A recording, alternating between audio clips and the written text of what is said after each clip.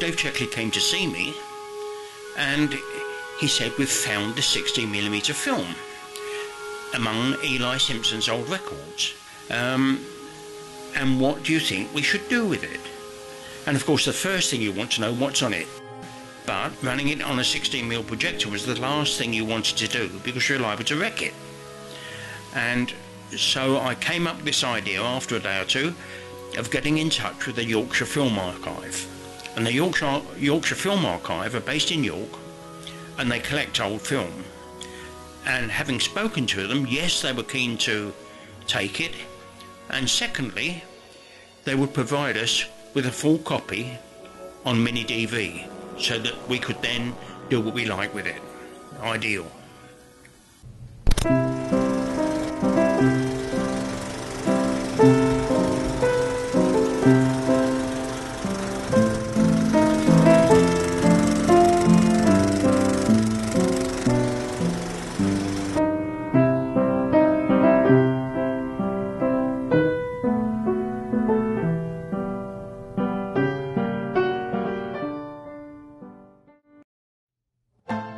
During the early 1950s, Eli Simpson was in his late 60s and in poor health, but his enthusiasm was still intact. He developed a new ambition to make a 16mm film about caves. Eddie Percy, who ran his business from the same yard as Simmy's office, gave film shows in Settle that he shot on a Bolex 16mm camera. I actually saw it in Eddie Percy's office across the way from the BSA office. I saw the equipment that they used, and having seen that footage now, I recognise the sheer sort of dedication, if you like, that must have gone into getting what they got. The Bolex H16 Leader, a professionally equipped camera, the most precise 16mm mechanism that Swiss craftsmanship can provide. I also used a Bolex camera to film in the late 1960s and early 70s. A single wind-up gave only about a 40-second shot, and 100-foot spool of film lasted a mere 3.5 minutes. The fastest film then available was Kodak XX black and white, which had a speed rating of 100 ASA. Eddie Percy was not, however, to be the cameraman. Perhaps he was too busy, but a BSA member, John Tobin, was given the job. Eddie was officially the technician.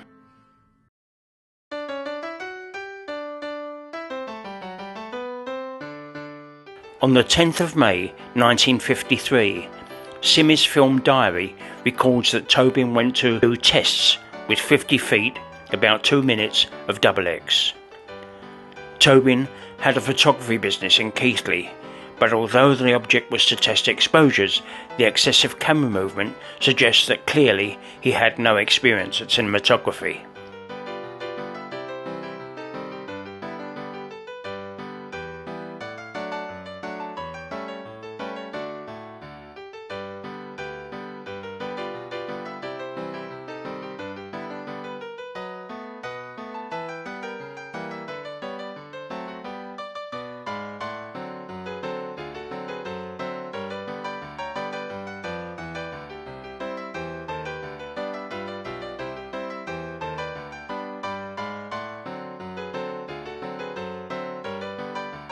The caver in the shots is possibly Norman Hinchcliffe, who appears in the later filming and lived close to Tobin.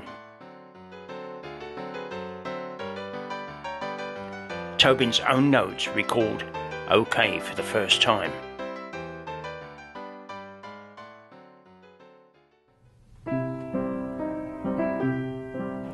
The other possibility was to shoot in colour.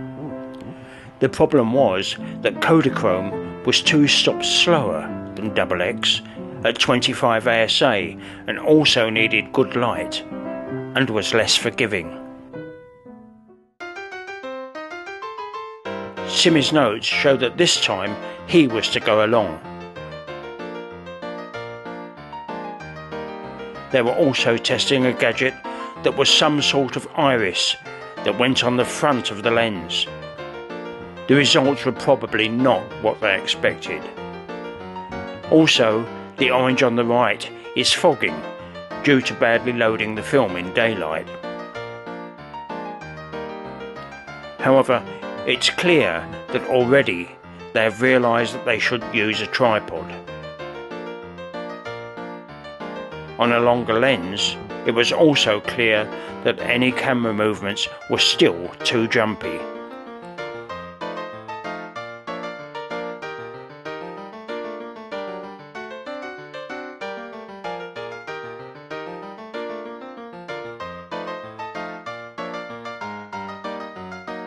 The day was cloudy with bright intervals, and Kodachrome at that time did not cope well with the changing light, or underexposure or overexposure.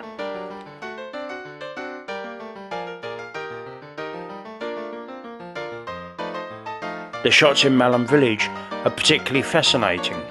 There are fewer tourists than you'd see today, and the dress and car styles define the period.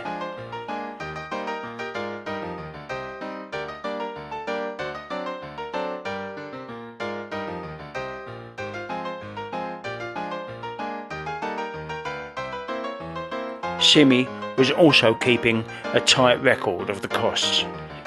It was sobering to think that they had no budget for such an undertaking. Also note the Union Jack, which anticipated Queen Elizabeth's coronation, which was to be held a few days later.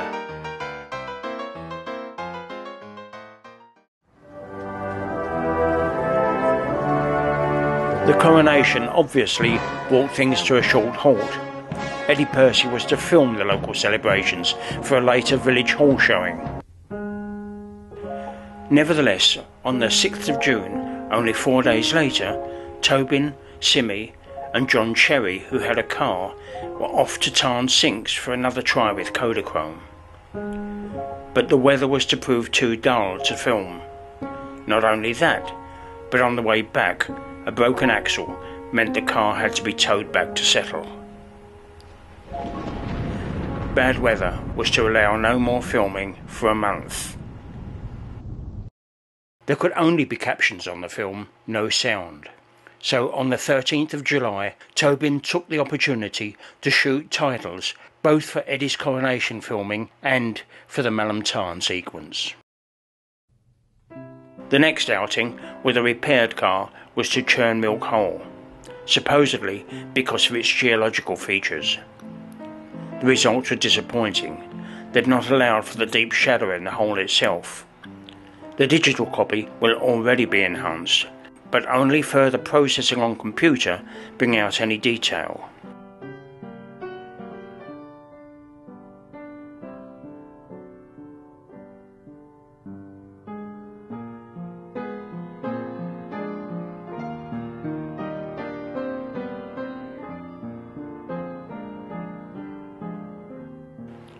The notes reveal they had enough light, just the wrong settings.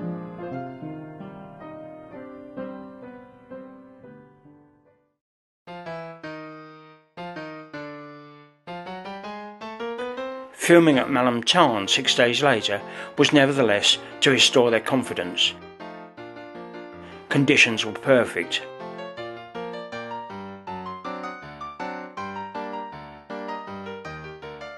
They filmed the sinks, and nearby, where the now famous Craven Pothole Club dig was in progress, and recorded it for posterity. Following the dry valley toward the cove, the shots could not have been better. When they reached the cove, the light remained good, and the view towards Malham was clear and vibrant.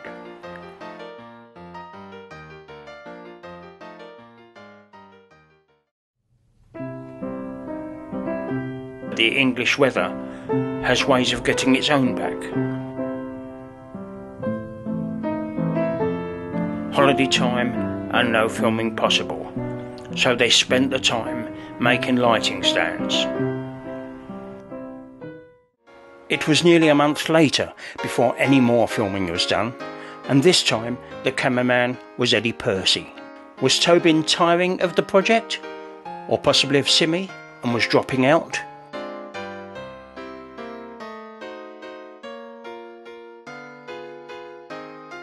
Certainly the style of the notes changed, and actually Eddie's camera work is probably better than Tobin's, and the shots are good.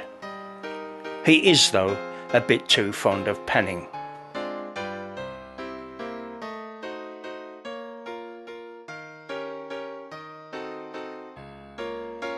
Less than a week later, it's also Percy that films at Ingleborough Cave, with a nice shot of Arnold Brown seen through the arch of the bridge, and a couple silhouetted in the cave entrance.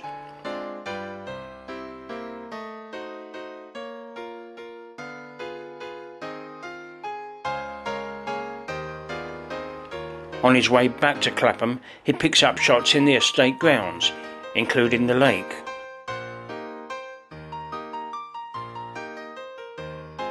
Whilst in the village, he films Ingleborough Hall, which at that time was a school.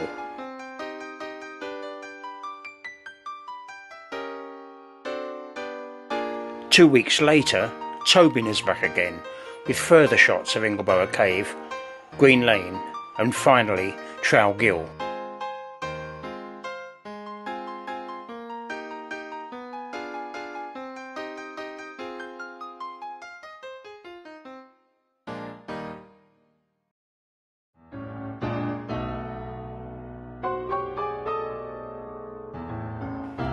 From the outset, Simmy's plans had been nothing if not ambitious. He made detailed notes about his filming plans.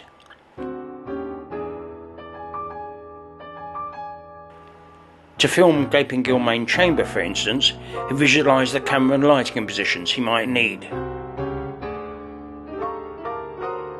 Good light, ... watts, down the shaft in lieu of daylight. This will have to be suspended some distance down the shaft. Position will have to be found by experiment. He adds, permits control and night work. He also planned some of the shots.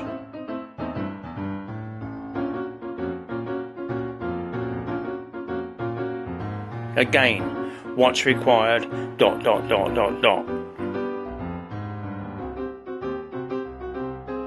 His plans at Malham Cove were even more outrageous.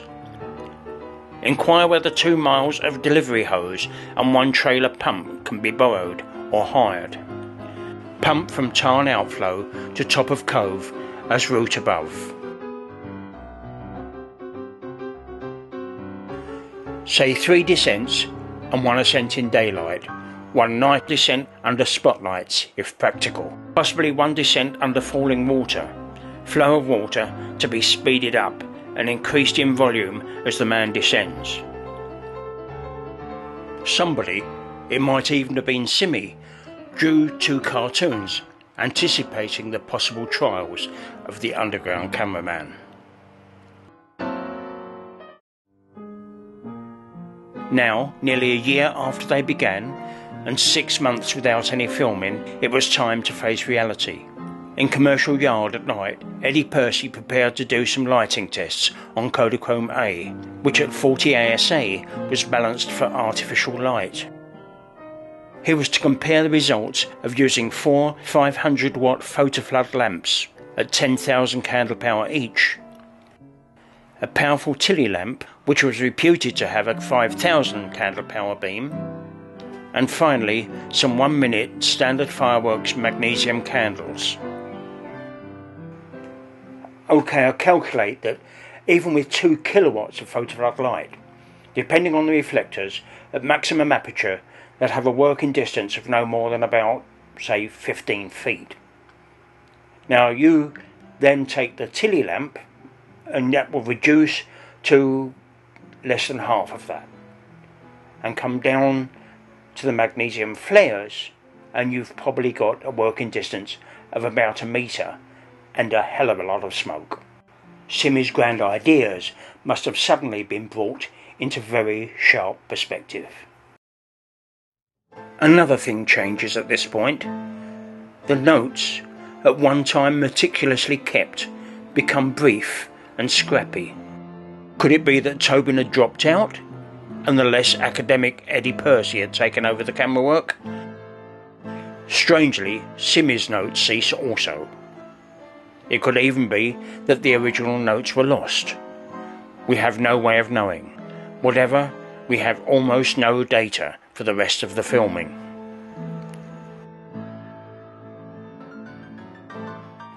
At the same time, a rather glamorous blonde woman starts to appear in the shots. She certainly doesn't look like the average caver. It has been suggested that she was an out-of-work actress that Simmy charmed into taking part for a bit of glamour. Make her a star? Who knows? Later, there is a summer camp around Gatekirk Cave in Chaplardale. Simmy was obviously around, and so was the blonde, appearing in shots down the riverbed to God's Bridge.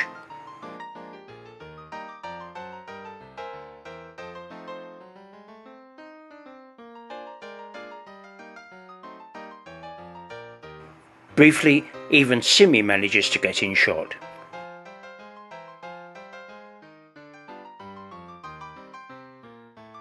There are also some interesting shots of White Skull Cave, as it was at the time.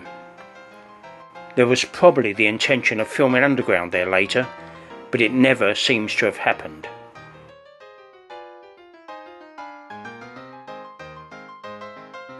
In fact, underground filming had been notably absent.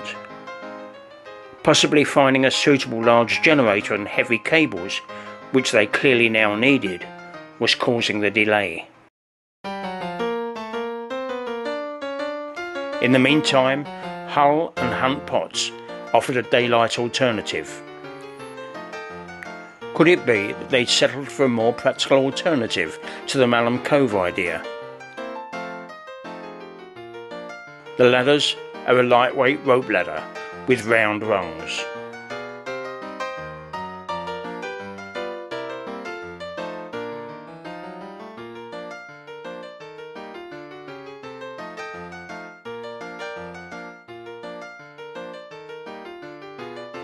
The Kodachrome, predictably, had difficulty coping with the difference in exposure between the surface and lower down the shaft. With experience, a change of angle would have coped with that, but experience was something they were all lacking. The same small team of 3 cavers and cameraman moved to Hunt Pot. All 3 were filmed making the first part of the descent in turn from the same angle and reascent. The ladders are finally pulled out, but who filmed it? Was it Eddie Percy or John Tobin? In truth, we simply don't know. Neither had they resolved the black and white versus colour question.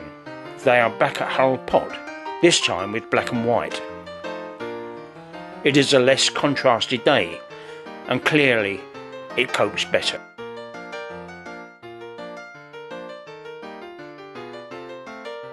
It seems at first to be the same team, but there are more of them this time, and more imaginative shots.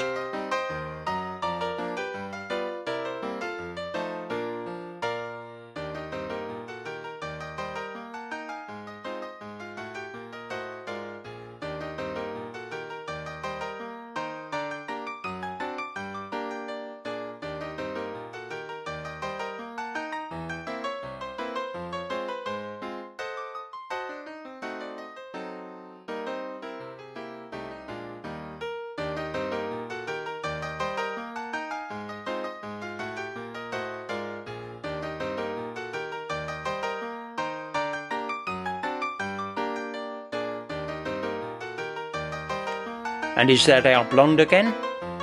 She's clearly a novice and not used to ladders.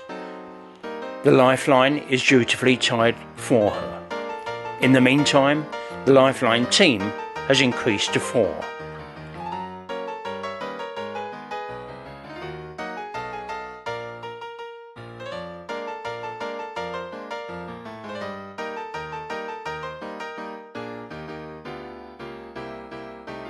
Gamefully, she disappears over the edge, enough to be out of shot at least. But is soon shown reappearing over the top again.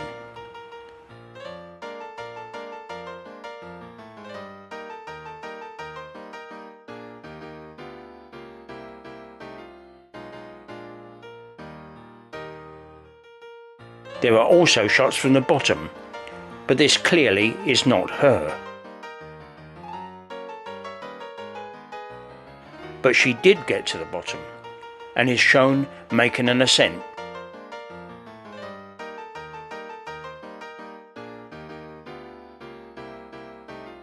Well, so far at least. When the generator appeared and where it came from, we also don't know. It was far from portable, and according to those that saw the accompanying cables, they were as thick as your thumb and extremely heavy. They needed to be, to limit the voltage drop between the generator and the lights. Simi looks pleased.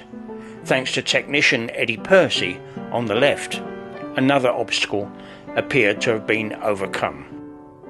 Nevertheless, the only caves they would be able to film were those where they could tow the generator virtually to the entrance. And not just that. Obviously they were very, very limited by the distances they could go into caves because they were running thick armoured cable into these places.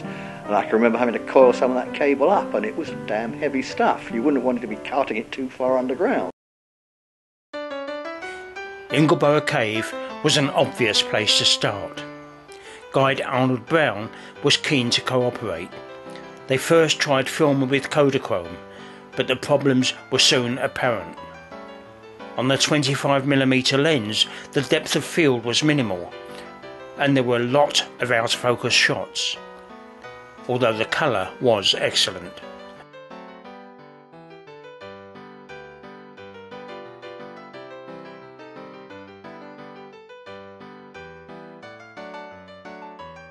In the wider shots, the low latitude of Kodachrome is apparent, and all shadow detail is lost in blackness.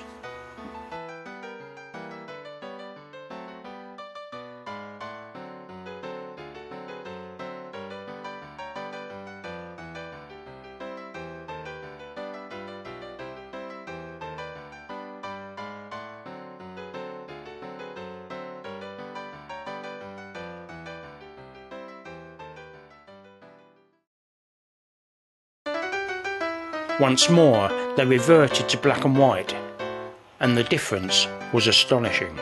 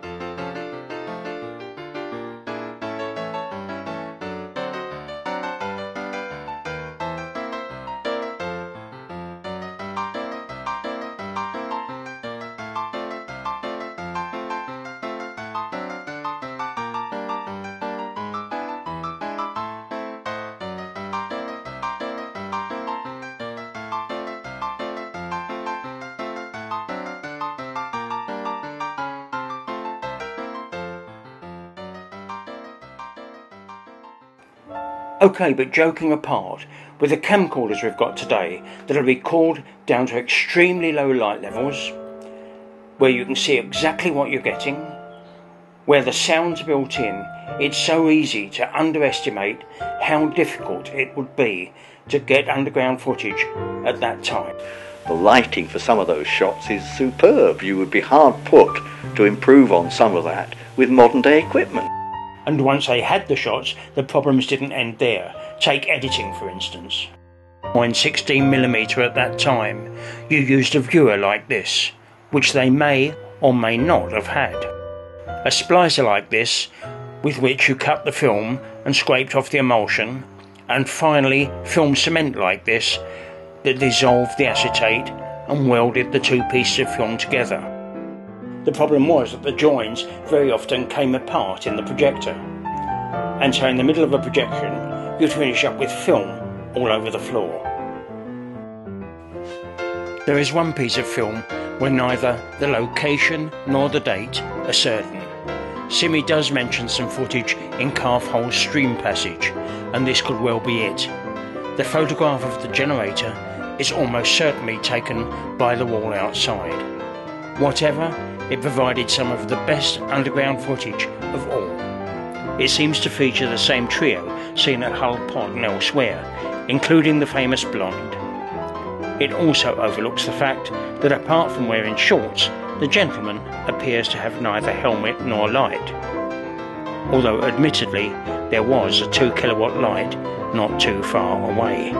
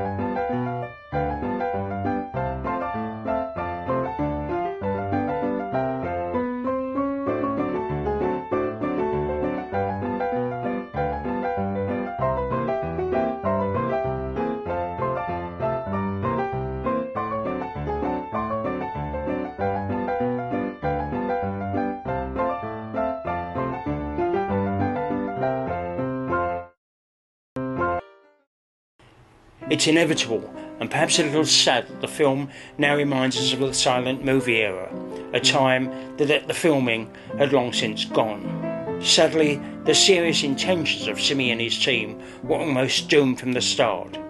They had little experience, very few resources, and more than anything, a lack of finance. Well, there were obviously cost implications. I suspect that Eddie might have produced the money for a lot of the film purchasing.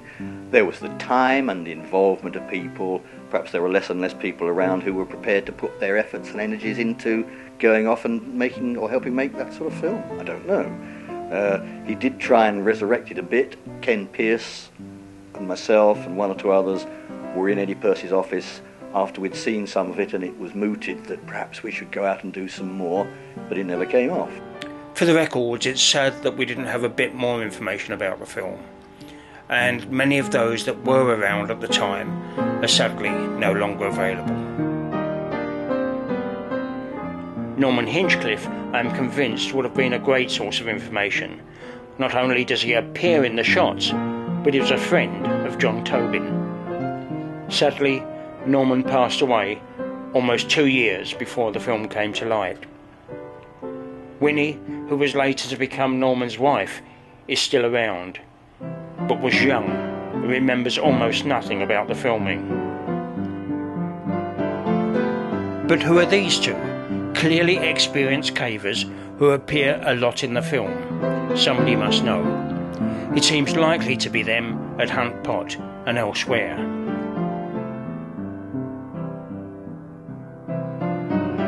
And who is the mysterious blonde? Was she brought in by Simi? Eddie Purce's daughter, who supplied the photograph of the generator, was a schoolgirl during the filming and remembers no details. Possibly through Simi's records, possibly through someone that sees this film. More information may later come to light. With it or without it, the filming remains a great achievement at that time.